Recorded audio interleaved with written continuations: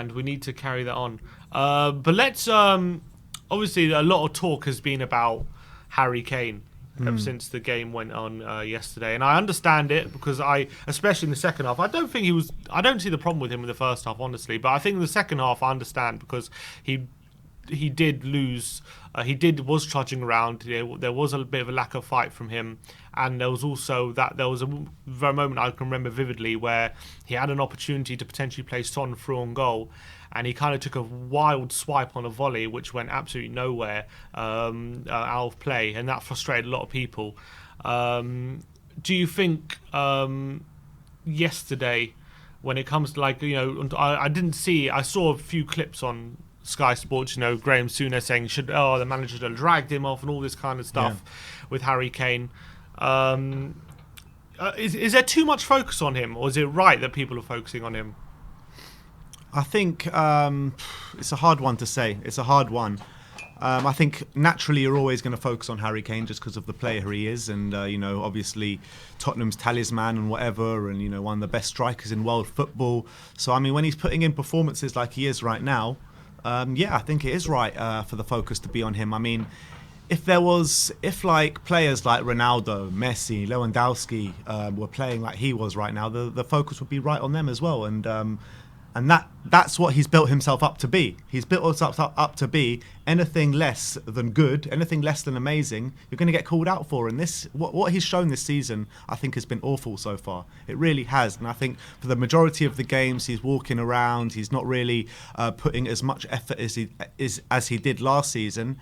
And it's kind of something that I was half expecting. I was saying it pretty much throughout the whole summer. I was saying that maybe he doesn't intentionally want to down tools, but I think that when you've quite evidently wanted to leave, when you quite evidently try to push out the door, subconsciously this can happen. If your mind is not fully there, subconsciously this can happen. If you're looking at places like Man City where you thought you were going to be this season, it's difficult. And it's hard to blame Harry Kane, because I don't think that I personally think that he's going out there and being like, oh, this is what I'm going to do, this is what I'm going to do. I think it's just a consequence of what's happened in the summer. It's a consequence of, his gripe with the club and his gripe with Daniel Levy and what have you. So it's hard to actually put the full blame on him. I think it's a subconscious thing that's happening with him right now. But when you talk about like someone who's trying or not trying, do you think I don't buy this? People maybe you could argue that subconsciously, he's not putting that extra motivation and stuff like that.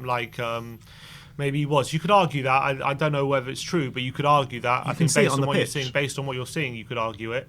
Whether it's true or not remains to be seen. As I've said before, we've seen seasons where Kane went the first 9 games without scoring and then still won the Golden Boot. So you know what I mean. So doesn't necessarily just because he had a bad start. Yeah, just because he's not playing well now doesn't mean he can't grow into the season. I'm not saying that. But what I'm saying is, when you say someone's lacking fight or lacking all this stuff, which you could argue, but when it comes to tackles or pressures on the pitch and stuff like that, his stats, they're not too different to the players around him. So, is he doing any less for the team than... Yeah, but look at his stats last season. It's probably 10 times more than any of the players around him. Attacking point of view, yeah. Attacking point of view, his stats are not good. But I'm talking about off-the-ball stuff, which I think he's been criticised for quite a lot. His off-the-ball, for example, pressure on the opposition, it's very similar to someone like Son on the pitch. Is it very similar to last season, though? Have to check it. So I want to know the comparison to last season. I don't really want to know the current comparison to other people within the team, because Harry Kane is supposed to be a cut above the rest. But I'm talking about off the ball stuff. I'm talking about off the ball as well, because last season off the ball he was brilliant. Well, off the ball, I can tell you probably on a per game basis. Let's just take, if we take I don't know, a random game, I guess. Whatever, take Chelsea at home. Chelsea at home last season. Oh, he wasn't playing, get it? I'm looking at the averages. Yesterday, he had, I think, over 20 pressures against Chelsea. And I'm not seeing many of that level last season. But again, we were a different team last year, weren't we? We were a different team. We weren't really, yesterday we were really high pressing from the start. And that's going to contribute to that. Whereas Jose Mourinho's style of play, that's not what we were doing.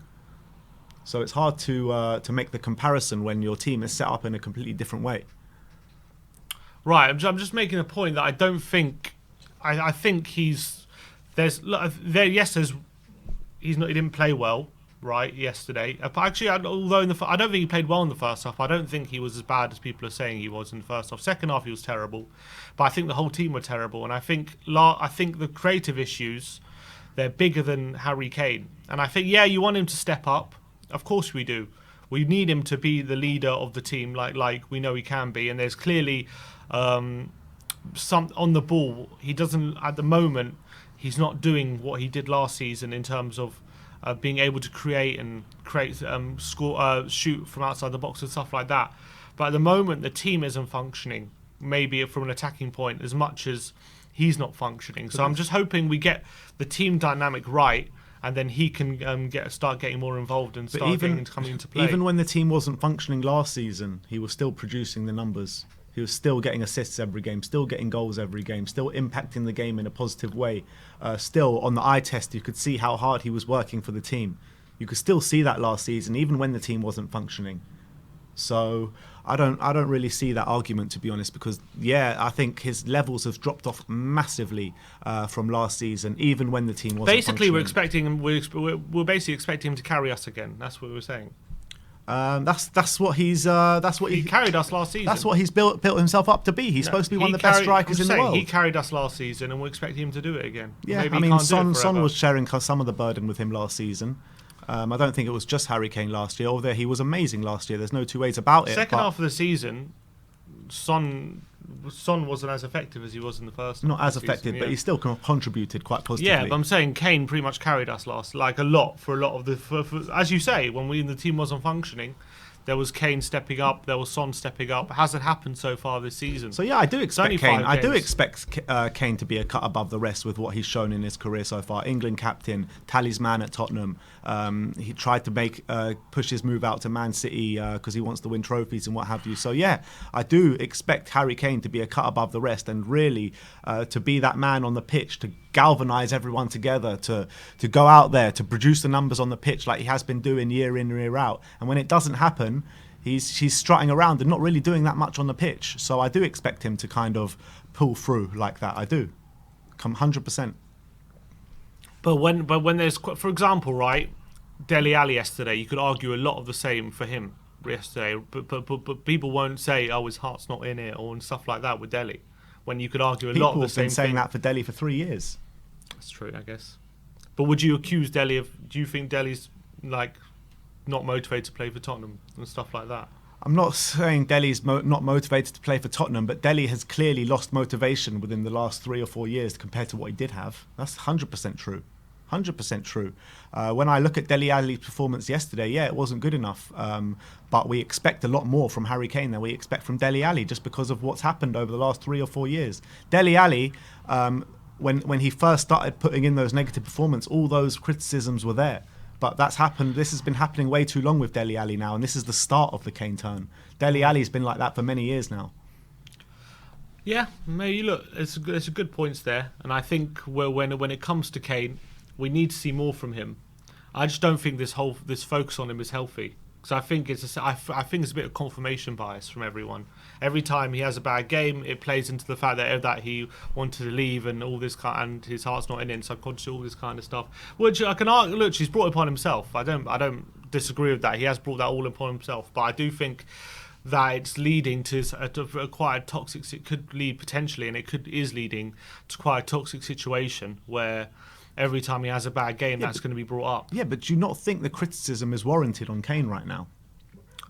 Yeah, it is warranted. Like he's not playing well. It is warranted. So what are you trying to say then? Because I don't understand what you're trying to say. I think there's too much focus on him. After every game we lose, Kane's not in it. Like I hear people in the crowd here say, "F off Kane, F off, go," like all this kind of stuff. And it's literally 5 games into the season, and we've seen him have bad starts to the season before. Yeah, but because we're only saying F off Kane now because of what happened in the summer. Last year, if he had a similar performance like he did yesterday, that's not happening. So that's what I'm saying, is creating a toxic situation. I understand the frustrations of the fans and everything, and we need Kane to put that to bed by starting playing well and scoring goals. I completely understand that. I just think it's a bit of a situation where every time he has a bad touch or stuff like that, it plays into people's mind, this confirmation bias. Yeah, where you're looking things to, because people basically are coming into the season thinking, there are some people going to come into the season thinking we should have sold Kane and he's not gonna be his best because of him wanting to leave. He's gonna have a bad season and all that kind of stuff, and it's gonna, whenever he does something bad, it's gonna confirm. It's called, that's what confirmation bias is called. It's going to confirm what they think, but it's because they're looking for what they suspect. But yeah, but the truth is, he is playing badly. So exactly, what can I say? Exactly. Look, what can I say? He is playing badly, but doesn't mean he's always going to play badly. Of course it doesn't, but you can only go on what's happened, and what's happened so far is he's been poor this season, right? Yeah. So you can't, when you're saying the focus is too much on Kane, the focus is on Kane is because of how good we know he can be, how good he has been since he started to pull on that lily white shirt of Tottenham Hotspur. He has been absolutely, and why he's built himself up to being one of the best strikers in the world. And when you're putting in performance like he's doing this season, he does look a bit disinterested on the pitch at times. But I'd say our problems are bigger than Harry Kane right now. I agree with that. Yeah, of course they are. That's what I mean by the unhealthy focus on Kane. Because Kane's not playing well and all that kind of stuff, which is true. But the focus on us losing games and stuff shouldn't be on Kane. It should be on how structurally the team are creating chances and all these kind of things. I don't think Kane's the biggest problem. I don't think if you ask any Spurs fan what's the reason we lost yesterday, anyone will say Harry Kane. Maybe, probably not. I hope not. I see a lot of people blaming Kane on Twitter. No, people are not blaming Kane for the loss. People are blaming Kane for the performance he put in, and that's quite right. Okay, fair enough. Look, I don't blame them because he was dreadful yesterday. Exactly. He wasn't good. I can't defend his performance. And there are times where he's walking around the pitch looking a bit disinterested, and you would never have seen that from a Harry Kane last season. You would never have seen that. I disagree. From the past couple of seasons. I disagree. I think Kane has done that previously, and I think we're just focusing on that. For example, there were moments where Son was trudging around looking disinterested yesterday. I don't think Son was fully fit yesterday. And he does it, and Son does that. But I think some attackers, especially when they get to the age that Kane and Son are, like Messi, for example, right? And obviously they didn't know Messi's level, but for example, Messi can't close people down for 90 minutes. That's especially at his age. You need to keep like those. 35 years old now. I know, but you need one. But it can also apply to your late 20s. You need to keep those yards for when you're in the attacking position, so you're at your sharpest. If you're expanding all your energy, closing people down and everything for the whole game and chasing the ball, which obviously you need to do defensively, but you can't do it all the time, because otherwise once you get the ball in attacking positions, you're not going to be as sharp and you're going to be losing those extra literally half a yard, which can make the big difference in the attacking situations. And that's why I think you sometimes see Son and Kane not always closing the ball down, and sometimes it looks like they're trudging around, it looks like they're not caring and stuff. But they need to sometimes conserve their energy for moments when we're going forward. But what happens in those situations is you see them trudging around and seemingly not caring, and then people make judgments, they're not working hard, all this kind of stuff in those moments. But then when they do close down and stuff, people obviously look at it and think, it's what they should be doing and stuff like that. That's just that's just them doing their job. But that is them working hard when you on those moments they are closing down and trying to tackle the defenders and stuff like that, which I saw Kane and Son do plenty yesterday. But people always focus, especially in these situations, on the moments where they don't do that, I feel. Well, look, we're just going to have to see how it plays out for the next few games.